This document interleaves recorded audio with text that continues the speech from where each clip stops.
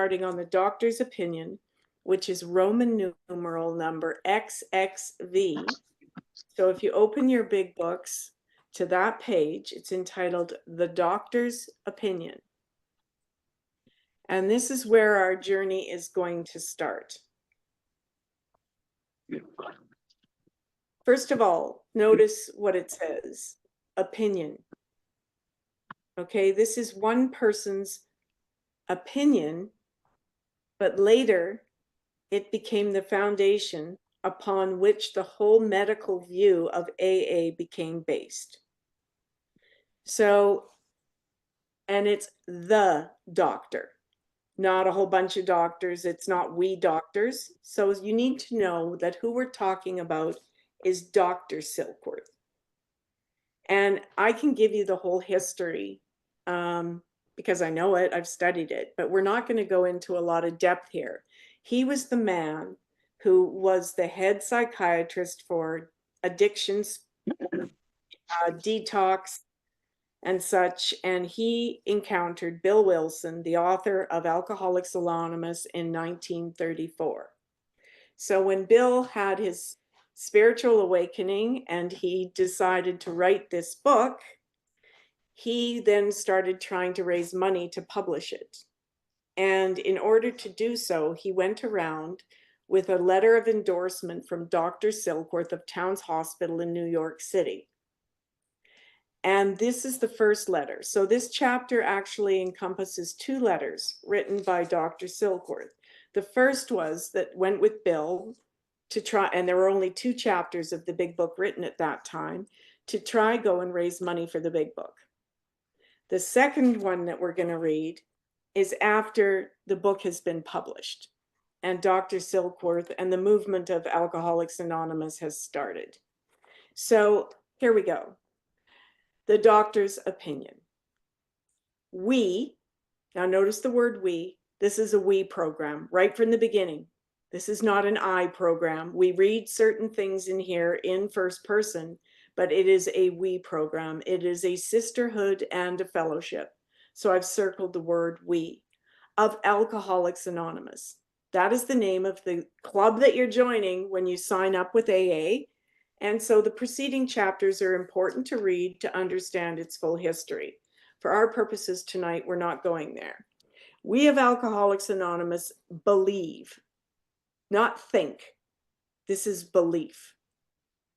This is a spiritual program. And so they're convinced, not beyond a reasonable doubt of logic, but they believe spiritually that the reader will be interested in the medical estimate of the plan of recovery, underline it, described in this book, not any other book, this book, plan of recovery. This book is your plan of recovery. There's nothing that can be substituted for it. It is the foundation for your entire rehabilitation, if that's what you want to call it. It's this book.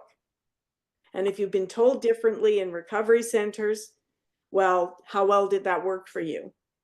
Let's try something different. Okay? So, convincing testimony must surely come from medical men who've had experience with the sufferings of our members and have witnessed our return to health. A well-known doctor, this is Dr. Silkworth, chief physician at a nationally prominent hospital, Towns Hospital, specializing, this was a sanitarium, what we call rehab centers today, in the Upper East Side of Manhattan, New York, and it cost a fortune to go to. So, chief physician at a nationally prominent hospital specializing in alcohol and drug addiction, gave Alcoholics Anonymous this letter. So this is the letter, and I'm going to read it to you, that went around with Bill Wilson when he went to the Rockefellers and approached a bunch of other people for money to try and publish this book. It accompanied 2 chapters, sample chapters of the book. To whom it may concern, I have specialized in the treatment of alcoholism for many years. In late 1934, I attended a patient who, though he had been a competent businessman of good earning capacity, was an alcoholic of a type I had come to regard as hopeless. Underline the word hopeless. In the course of his, let's circle, third treatment. So Bill is a relapser, just like you guys. But he had a divine intervention or some great literary inspiration, whatever you call it, to write this book. But when he goes into this, there's no program, there's no book. He acquired certain ideas concerning a possible means of recovery. Now, notice it said as part of his rehab. He's in rehab. As part of his rehabilitation, he commenced to present his conceptions to other alcoholics. So Bill is in a sanitarium devising his own recovery program, impressing upon them that they must do likewise with still others. What is he doing? 12th step work. And as we're going to learn, Bill failed miserably for a very long time trying to help still recovering alcoholics, relapsers like him. They just couldn't get his program. But guess what he discovered? He stayed sober. Are you hearing me? Just want to point out, Jill, I'm putting the definitions in the chat. Okay, thank you, Gary. I did not see that, so brilliant. Okay, alcoholism. And these are our definitions, by the way, that are from the Big Book Dictionary. Continued or excessive use of alcoholic drinks, poisoning by alcohol, a complex and chronic physiological and nutritional disorder associated with excessive and usually compulsive drinking. Gee, does anyone identify with that? Okay, all of this was Bill. He has, in one of the history books I've read, a letter, a photostat of the copy his wife Lois signed of the do not resuscitate order when he went into Towns Hospital the third time. His wife signed that. And that's when Bill conceived of the idea for this program.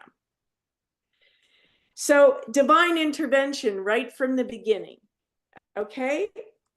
As part of his rehabilitation, he commenced to present his conceptions to other alcoholics. And there's the definition, but here's something I've learned. You got to define yourself. I'm not telling you you're an alcoholic. I'm not telling you an addict. But I highly suspect if you're in this room tonight, you're not having the best time of your life. And that you sense something might just be wrong. So you decide if you're an alcoholic. A person affected with alcoholism, which is how Gary's defined it. Rehabilitation, recovery, restoration, becoming rehabilitated or restored to a former capacity, reputation, or state of being. And we are going to learn what that means is moving from a state of complete insanity to a state where we are finally able to know how to handle our lives, to know how to handle emotions and not drink and use on it. And that's a promise. But here's the deal. You can't come in here and do part of this work. And Bill's here talking about, or this letter's talking about from the Dr. Silkworth, step 12 work already. You're not there. You have got nothing to pass on because you keep relapsing. Right? So you get to be selfish at this stage. You get to be a sponge. You have to be a sponge. I had to, because although I talked the talk, I had nothing to pass on when I first started doing this work because I didn't have the 12-step experience, and I certainly didn't have a spiritual awakening as a result of doing those 12 steps. So what did I have to pass on? The quality of my sponsorship was not so hot. But I learned and I tried, and guess what? I stayed sober, just like Bill in his early days. So you're here to get this and really get this so you can pass it on. So anyway, he goes back to this letter. And we're now just at the bottom of page Roman numeral XXV.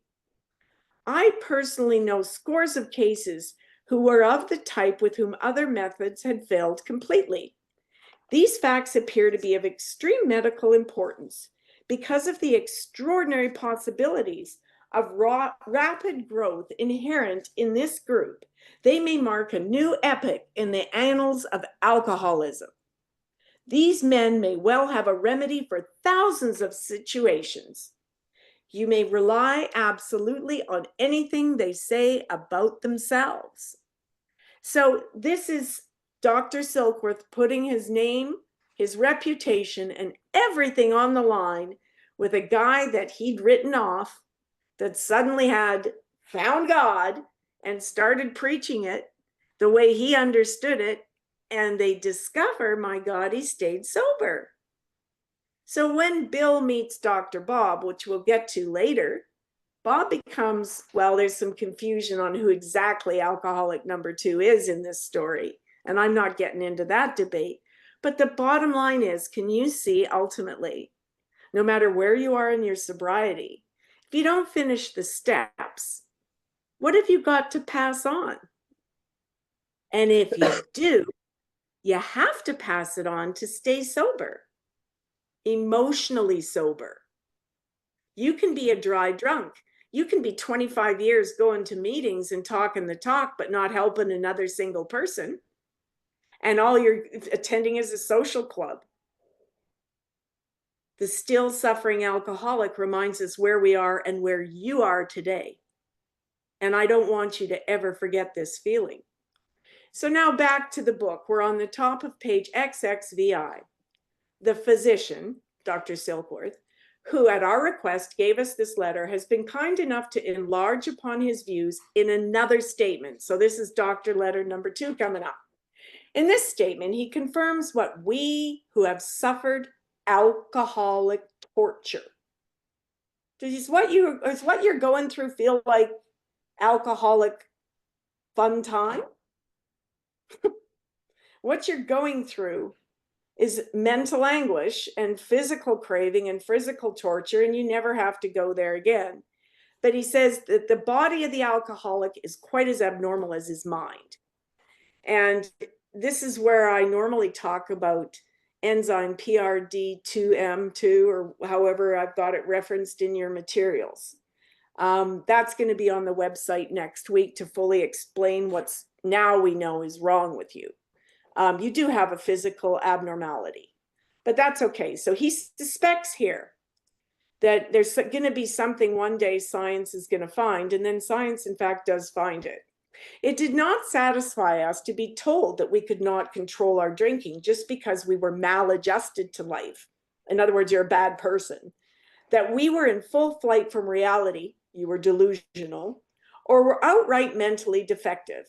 Yeah, you've got some other mental handicap. It's more than just alcoholism. I know lots of people who thought they had lots of medical conditions who turn out to be just fine. And maladjusted, that's lacking harmony or balance, as the definitions say. Just because we're not in harmony with life. I mean, these are all the other things that they try and say that we're flawing or lacking. The fact is, we're not bad people. We do have a physical condition. We have a disease, but we've also got a mental aspect. But it does say here, but we are sure that our bodies were sickened as well. Well, we know that. In our belief, any picture of the alcoholic which leaves out this physical factor is incomplete. So I'm not going to repeat what I've written for the website, but read that. It's going to be the first newsletter, what this enzyme is. The doctor's theory that we have an allergy to alcohol interests us. Well, we know this today. It's this enzyme, as the way this enzyme works. As a layman, which basically means as an ordinary person, our opinion as to its soundness may, of course, mean little. But as ex-problem drinkers, we can say that his explanation makes good sense. In other words, it takes one to know one. If you're a drinker, we know that this allergy makes sense. It explains many things for which we cannot otherwise account. Like, have you ever had that feeling, oh my God, I did it again? Have you ever had that feeling? How did that happen? Have you had that feeling after 32, 33 days? I did not see that coming. And it took me out as easily as if I'd drunk the same day and was still drinking every day. Where did that come from? So this is saying, we identify. The doctor gets us. He isn't one of us, but he understands. There's something weird with us. Though we work out our solution, and now I'm at the bottom of the page, on the spiritual. Circle it, put a star next to it, exclamation marks. Here's the first hint of where we might be going with this program, as well as an altruistic plane. Now, what is the definition of altruistic? I'm so glad you put that in there, Gary. Helping others, showing concern for the welfare of others. That's step 12, sweethearts. You see that? So we're going to go on a spiritual journey together that's going to culminate in a spiritual solution, a spiritual experience, and a series of those that is going to take us to a spiritual awakening. It's a promise. It says so in the big book, and I believe it because it's happened to me. So we work out our solution on the spiritual as well as an altruistic plane. We favor hospitalization for the alcoholic who is very jittery or befogged. Now, that sentence is super important, and you'll be seeing again on the website. We've got material that has been written on what to do when you're detoxing. And you will find it, it'll be posted next week, and you will see that we never say do these steps in detox without medical supervision or somebody checking in on you. But the author, who's one of us, has actually said, yeah, but I got so much experience doing this without medical supervision. Here's what I've done to stay alive. So it's actually, it covers our desperation of where we go. But here's the thing. What it doesn't say here, and what I didn't do, is that I was never honest with my doctors. So I never got appropriate medical attention because I was my own worst enemy. I was so embarrassed and full of shame of the amounts of opiates that I was snorting and the amount of alcohol that I was drinking that they were prescribing it, but they didn't know about the drinking. They just knew I had really bad liver enzymes and all sorts of weird blood tests coming out. Well, and then I thought, no, they don't know. And then I remembered or was reminded yesterday about an ambulance coming to get me, and I was off my head during COVID because I couldn't get any more opiates. That's cross addiction. So we're looking at both things here. And in Bill's time, they used medications to help him get off the alcoholic, but they also do that today. My one caveat here, and I will write about this separately, is my own experience with getting hooked on the cure. But we'll talk about that later. So more often than not, it's imperative that a man's brain be cleared before he is approached, as he has then a better chance of understanding and expecting what we have to offer.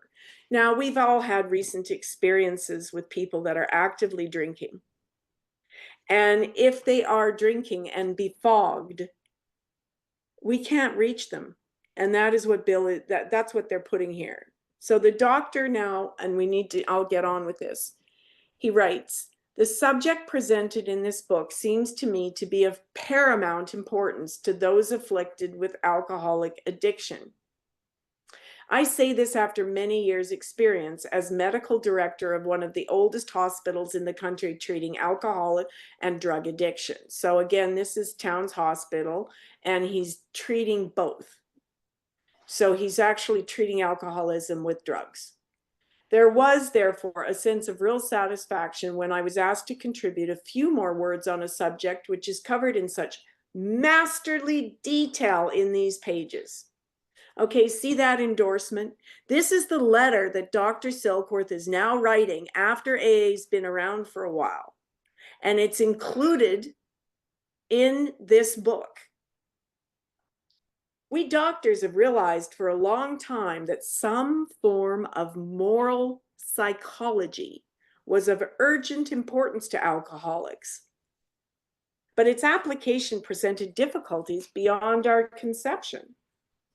With what are ultra-modern standards, and remember when this is written, our scientific approach to everything, we are perhaps not well equipped to apply the powers of good that lie outside our, I love these two words, synthetic knowledge. I am so good at synthetic knowledge, but I didn't understand I needed spiritual experience to connect what everything was that I'd learned in my head about my disease. It hadn't moved from my head that short 8 inches to my heart. That's the longest journey I've ever taken. But now that I've taken it, life is so much lighter because this is what he's saying in this letter. We've got synthetic knowledge. I'm a normie. I don't really get you guys, but what I've experienced from what Bill Wilson does in his program and the people that are following it rigorously, all 12 steps, not just part of it, is nothing short of a miracle. And he's saying, okay, so then I'm just going to go on here. Many years ago, one of the leading contributors to this book came under our care in this hospital. And while he was here, he acquired some ideas, which he put into practical application at once. So this is after Bill's white lightning experience in the hospital, and then he immediately goes out and tries to share it to help other people recover from alcoholism. So later, he requested the privilege of being allowed to tell his story to other patients here. And with some misgiving, we consented. So what was going on is Bill was going around and he was telling anyone he could find that was drinking about his miraculous discovery. And nobody was staying sober. So he goes back to Dr. Silkworth and says, can I please try with your worst cases, you know, the ones that are on their way out? Then Dr. Silkworth he says, we consented, but with misgivings. The cases we have followed through have been most interesting. In fact, many of them are amazing. So many of them are like you in this room. You can be the next miracle. The unselfishness of these men as we have come to know them. Unselfish, why? Because they got out of self and they took the time to pass the message on to other still suffering alcoholics. The unselfishness. This is a disease of chronic selfishness. It's a disease of ego.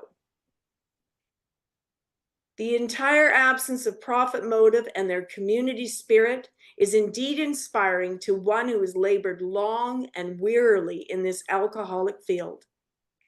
They believe in themselves and still more in the power, capital P, which pulls chronic alcoholics back from the gates of death. I'm going to say that sentence again, and I want you to highlight it, star it, and this is your message. They believe in themselves. I believe in this group. Do you guys believe I believe in this group? And still more in the power. Now that capital P power, if you haven't figured out one of your own, that can be mine. Okay, if it's God for you, it's your God. But this is not about religion, and let me be very clear about that right from the outset. I am not here to preach to you about any particular sort of sect, religion, denomination, devotion of any particular type. I am simply here to tell you this works. And that part of the deal in these steps is to get out of myself and start to trust in something bigger than me. Now, that's not so hard to do if you stop and think about it, but that's part of the step work we're going to do. So let's move on. And I want you to all have highlighted that sentence. They believe in themselves and still more in the power, capital P, which pulls chronic alcoholics, that'd be you, back from the gates of death. Yeah, that's where you're going if you keep doing what you're doing. We know that. You know, this all leads to institutions, graveyards. Which side are you going to be on? Sanitariums, hospitals. That's the only direction this stuff goes in. So you're either going to take control of your own life and get on with doing these steps, or you're just going to follow an alcoholic death. It guarantees it right there. Okay, we're now just the last sentence. Of course, an alcoholic ought to be freed from his physical craving for liquor. Okay, that's one thing, the physical craving of liquor. So we're now at the top of page Roman numeral 28. That's XXVIII, craving for liquor. Anybody ever had that? Oh, I see an awful lot of nodding going on. A craving is something that is like a compulsion, an impulsion. Gotta have it. And it can start days, weeks, months before I actually act on it. It's a mental obsession. And then this physical turns into this physical craving. But it starts, doesn't it? Not if you agree with this. Doesn't it start with the idea first? Like, I don't just go and it's always an idea of opportunity. Because I've actually got to go buy the stuff. And then I'm hiding it because I know I shouldn't be drinking it. So this is all very much an obsession of the mind, a physical craving, as he says here. So it says, this alcoholic ought to be freed from his physical craving for liquor, and this often requires a definite hospital procedure, detox, before psychological measures can be of maximum benefit. In other words, in order to reach the still suffering alcoholic that's been out for a while, here's my experience with you guys so far. If you've been out for quite a few days, you're really hard to talk to. If you've just gone out for a day and you've come back, you're easier to talk to. Detox, that's your own affair, but we're going to share more on that later. Then it says, okay, first full paragraph at the top of page Roman numeral 28.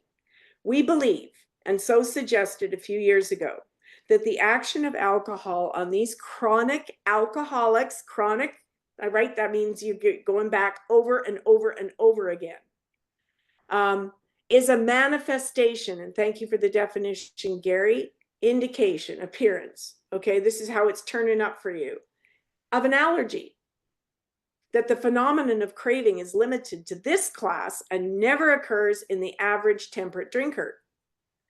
These allergic types can never safely use alcohol in any form at all.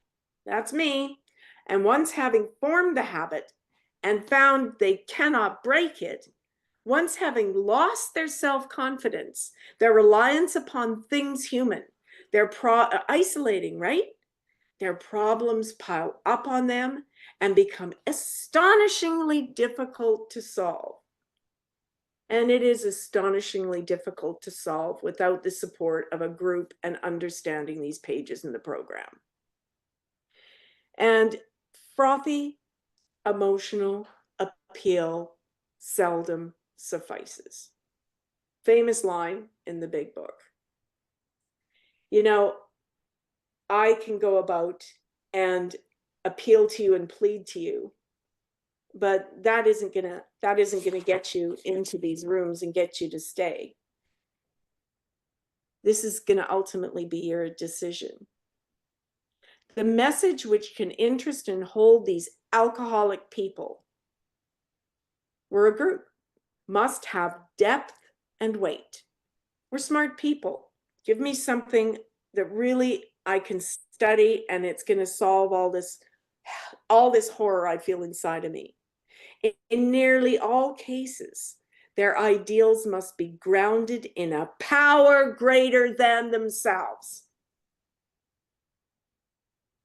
You know what I'm going to tell you to do. Highlight it, stars. If they are to recreate, okay, what is that going to mean this time around, guys? Unrelapse. No more relapsing. This is going to be the best version of yourself going forward. What's happened to date are other versions. We're not going to go look back and dwell on those. We're moving on now. So we're dusting ourselves off, we're taking ourselves where we're at, and we're building on it. If any feel that as psychiatrists directing a hospital for alcoholics, we appear somewhat sentimental, then let them stand with us while on the firing line, see the tragedies. How many squares have you seen go black in here? The despairing. What is despairing? The definition: without or almost without hope. A sense of hopelessness or defeat. The little children. Let the solving of these problems become a part of their daily work and even of their sleeping moments. And the most cynical will not wonder that we have accepted and encouraged this movement. Wow, what is that? Underline it: accepted and encouraged this movement. This is getting the medical profession's endorsement. This works. We've seen enough evidence in the medical community of people recovering from cases we considered to be hopeless. So we feel, after many years of experience, that we found nothing which has contributed more to the rehabilitation of these men than the altruistic movement now growing up among them. So in other words, this Dr. Silkworth has come back to write and appear in this book, edited his original letter and said, hey guys, now this thing's caught on, there ain't nothing better. On behalf of the American Medical Association, we love you. It's had that endorsement too. Men and women, this is at the bottom now of the page, men and women drink essentially because they like the effect produced by alcohol. What is the effect produced by alcohol? I don't feel. I don't feel. I don't think. I don't care. That's the effect I was after. The sensation is so elusive that while they admit it is injurious, they cannot after a time differentiate the true from the false. You ever tried talking to someone still drinking recently? When you go into that zone where you start telling people lies and you start exaggerating and being dramatic, or the other extreme, deminimizing and not being honest about how bad it really is. Yeah, it's a tough point. So it says to them, their alcoholic life seems the only normal one. Well, if you've relapsed for as long as many of us has relapsed, that is normal. So if we're going to change our lives, we've got to set aside the whole life we've known along with everything else. And we'll close with the set aside prayer and we'll go through that. So you think alcoholism is normal, right? That's what that sentence says. Underline it. I think this is normal. And that's why I keep relapsing, because there's a certain part of it I'm still romancing. I'm still thinking after a month that I can go back there and do this again. Because I'm a month sober. And I want to go back to normality. Part of me is still romancing the drama and the life I had when I was drinking and using. I need to set aside that today. It says they are restless, irritable, and discontented. Oh my gosh. Big circle around restless, big circle around irritable, big circle around discontented. The only thing Bill hasn't included right in that list, which he does later on, is the word resentment. Pay attention. This is what we drink on. I'm feeling restless. I don't know what to do with all this pent-up energy. I'm irritable. Life isn't going exactly the way I planned. When I was drinking, I didn't care. Discontented. My program isn't moving fast enough for me. It's AA's fault. It's my sponsor's fault. And resentment, well, that's not even introduced yet. We're going to get into that later in step 4. So to recap, to them, their alcoholic life seems the only normal one. They are restless, irritable, and discontented, all things we drink on.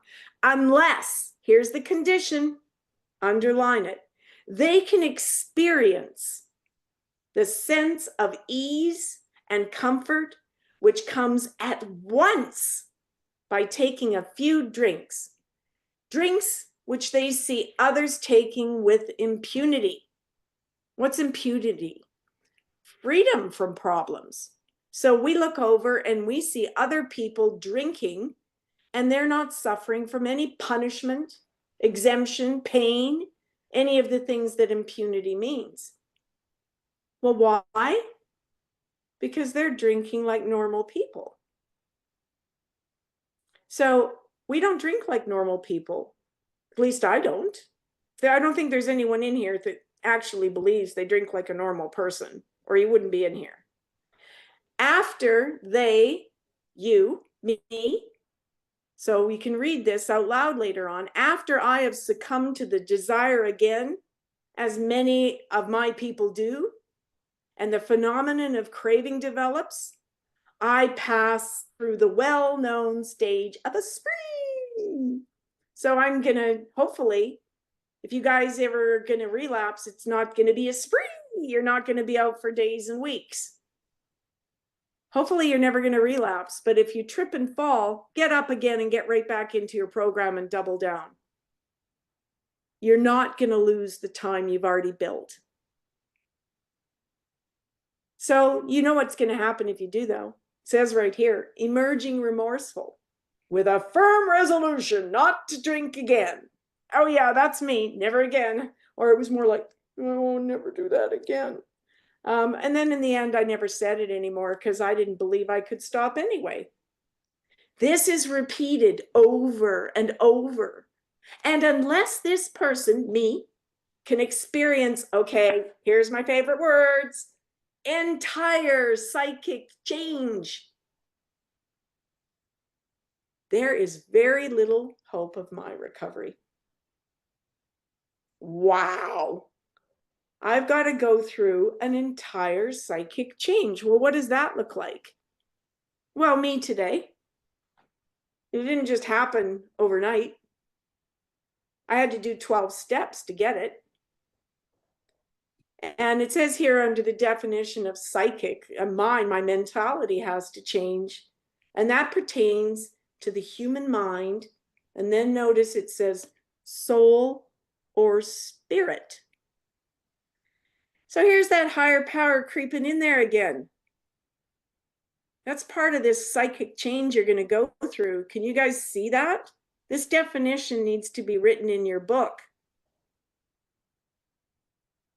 Your soul or spirit is included in the psychic. Now, this is the first paragraph at the top of page, Roman numeral 29, XX1X.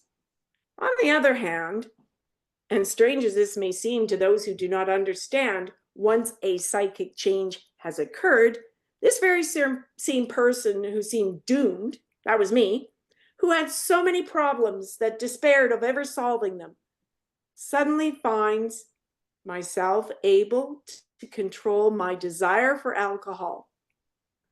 The only effort necessary being that I was required to follow a few simple rules. Well, who can't do that? Relapsers.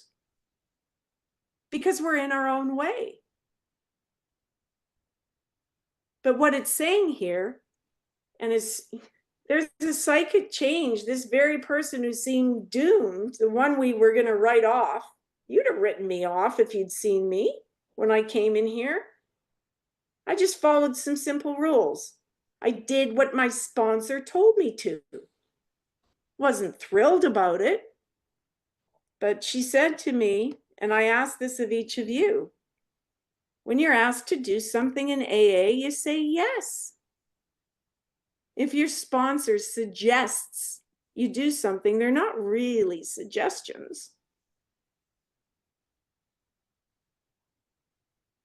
Men have cried out to me in sincere and despairing appeal. Doctor, I cannot go on like this. I have everything to live for. I must stop, but I cannot. You must help me. Faced with this problem, if a doctor is honest with himself, he must sometimes feel his own inadequacy. Although he gives all that is in him, it's often not enough.